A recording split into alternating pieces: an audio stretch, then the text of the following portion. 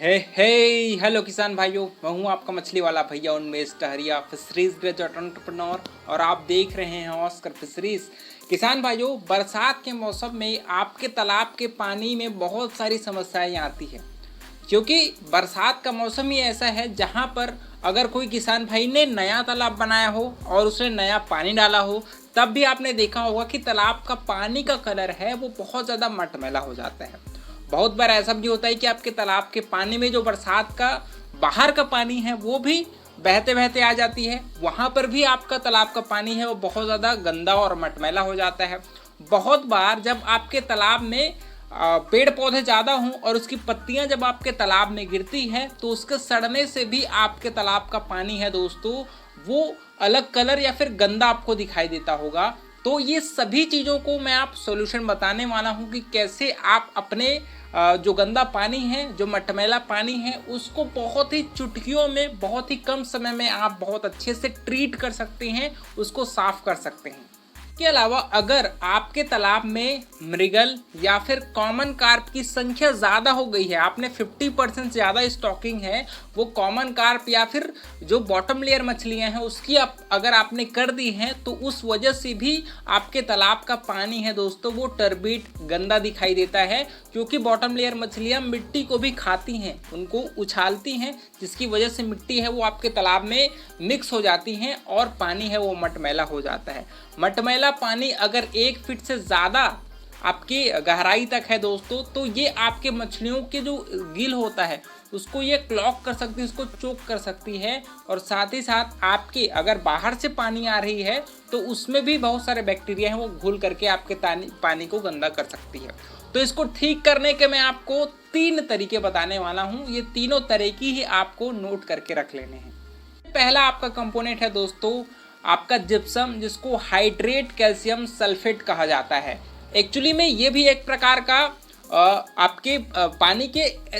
PH को दोस्तों ये बफरिंग कैपेसिटी को बढ़ाती है और आपके पीएच को ये कम करती है, जिसकी वजह से आपके बैक्टीरिया है वो इसमें ग्रोथ नहीं करती। दूसरी बात, जब भी आप जिप्सम का प्रयोग है वो तालाब में करती हैं तो आपके तालाब में क्योंकि बहुत सारे जो मिट्टी है जिसको हम लोग कॉलॉइडल पार्टिकल्स बोलते हैं, क्ले पार्टिकल्स बोलते हैं, उसकी संख्या बहुत ज़्यादा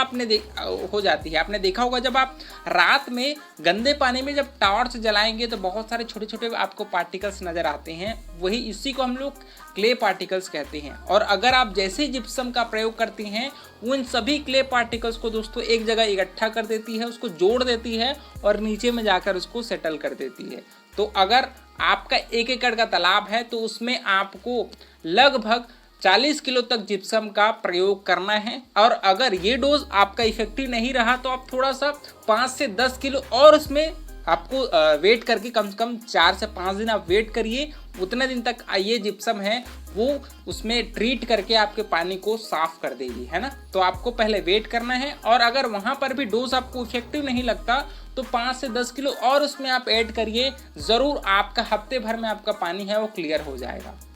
है आपका एल्यूमिनियम सल्फेट, ये भी एक प्रकार का लाइम है, और आपके तालाब में जैसे आप चूने का प्रयोग करते हैं वैसे ही आप इसको एज अ चूना आप इसको यूज़ करिए। ये बहुत ही अच्छे रूप से आपके पानी को साफ करेगी, साथ ही साथ ये सैनिटाइज़र के रूप में भी काम करती है और आपके overall bacterial infection, fungal infection को, आपके मछलियों में बीमारी लगने से पहले ही उसको रोकती है। तो मैं आपको सलाह दूंगा सबसे पहले जिप्सम का प्रयोग करिए, उसके बाद आपका ये एल्यूमिनियम सल्फेट का प्रयोग करिए, और तीसरा हमारा आता है दोस्तों आपका बेनिफिशियल बैक्टीरिया, मतलब प्रोबायोटिक्स। जो सॉइल और वाटर प्रोबायोटिक्स होती है उसको भी आपको समय समय पर प्रयोग करना चाहिए, क्योंकि ये सभी जो